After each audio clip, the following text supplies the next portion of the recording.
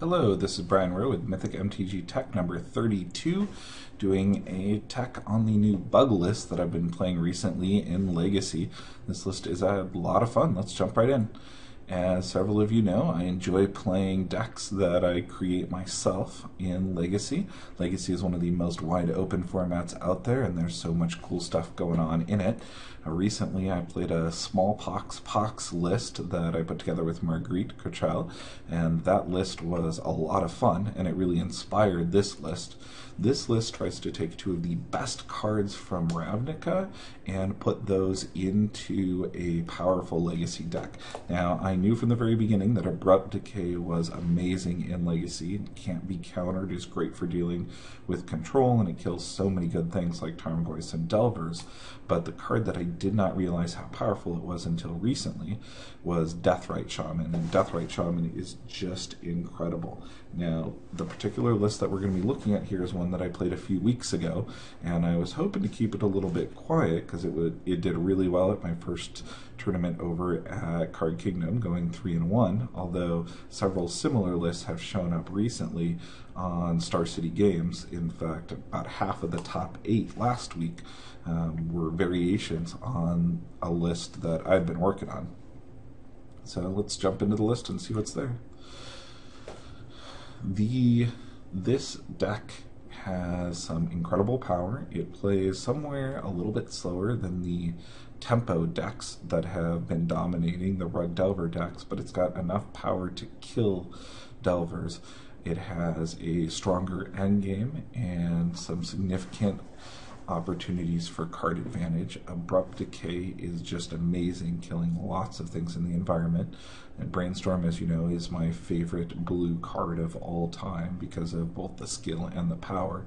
Tarmogoyf in here was one that I was a little skeptical to put in because this is a bit more of a control deck, but Tarmogoyf is the type of clock you really want to see in a deck, and it is one of the best blue cards in that I've really only played it in decks that have blue that has come out.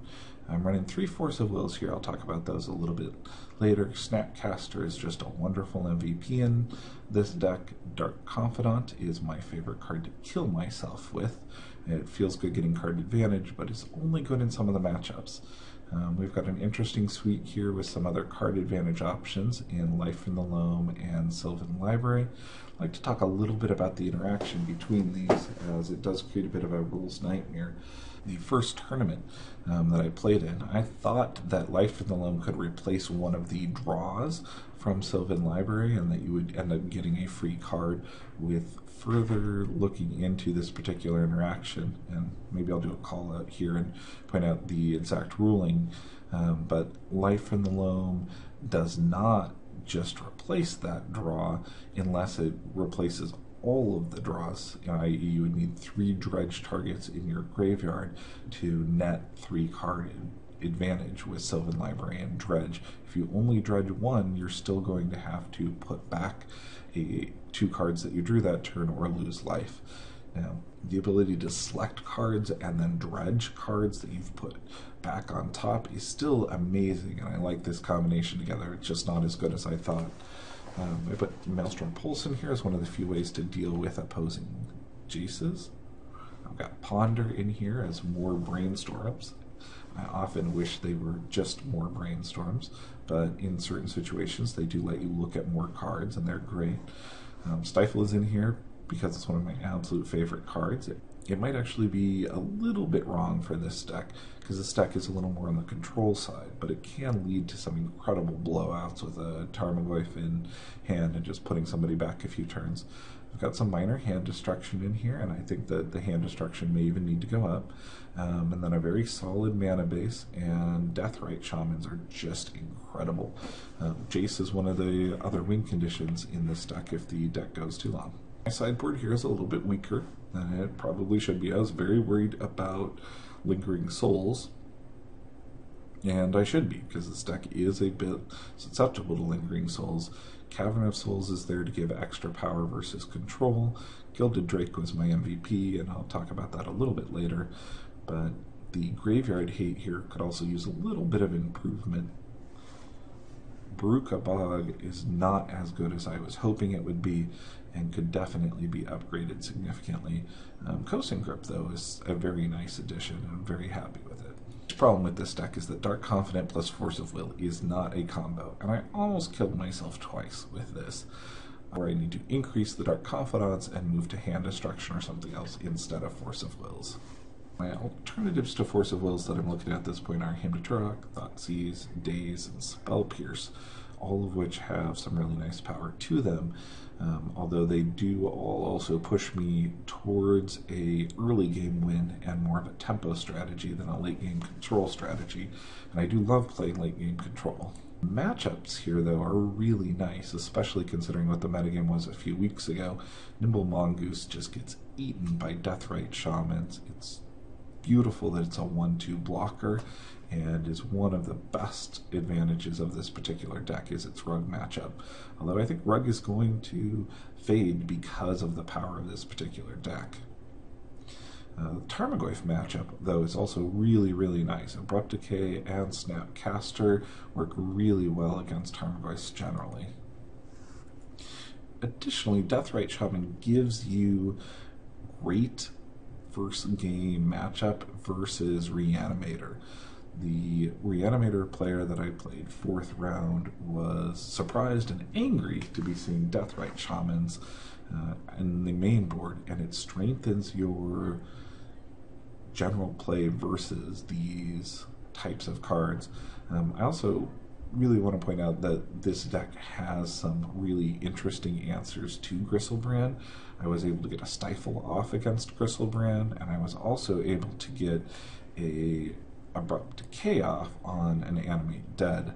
This deck's matchup is wonderful, but I also ran into a really interesting board state where I was not able to prevent a Show and Tell, but had moved the Drake into my deck, and as a response to Show and Tell, I was able to put the Gilded Drake in play and gain control of Griselbrand, which was a wonderful play and made me extremely happy. We're seeing several different bug decks show up about a week and a half ago at the SCG Opens. These type of decks range from hardcore control to tempo, but are doing really well against the bug matchup, although they may have some susceptibility to certain types of combos, and I wouldn't be surprised to see this type of a deck morph a little bit more to gain a few more control aspects to deal with the current combos in the environment. In those top deck lists, there were 14 Deathrite Shamans and 15 Abrupt Decays, which is just an incredibly large number of both. Now, there are several combo decks that can blank Abrupt Decay, and I wouldn't be surprised to see those show up a bit more, and maybe some of these Abrupt Decays move to the sideboard if Red Delver ends up becoming less popular in the format. In that first tournament, I was able to go 3 for 1, and there are several things that I would look at for changes. Number one, I love having the basic land in there, and I would love to get a second basic land to put into the deck. Deathrite Shaman, I'm super happy to keep it in there as a 4 of, but it also does cause a little bit of trouble when dealing with opposing Deathrite Shamans, and I need a good answer for opposing Deathrite Shamans. Dark Confidant, I either need to go 100% in on Dark Confidant or remove the Dark Confidants. My next build is probably going to try 100% in on Dark Confidants and a little more hand destruction. My sideboard also needs a lot of work. Baruka Bog is going, and I'm going to try to come up with something creative that uses artifacts that Deathrite Shaman can't remove from graveyards, and maybe an Academy Ruin so that I can bring those back.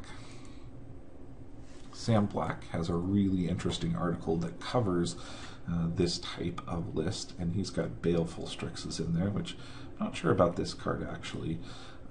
If the environment was slower, I would really like it, but this card is best against creature decks, and right now I think we're going to see a lot of combo decks, and it doesn't do a lot against combo decks. Closing thoughts and where to head here is I'm going to be playing around with the main deck some and looking at how I can integrate artifacts into it better, especially since artifacts do so well right now against Deathrite Shamans.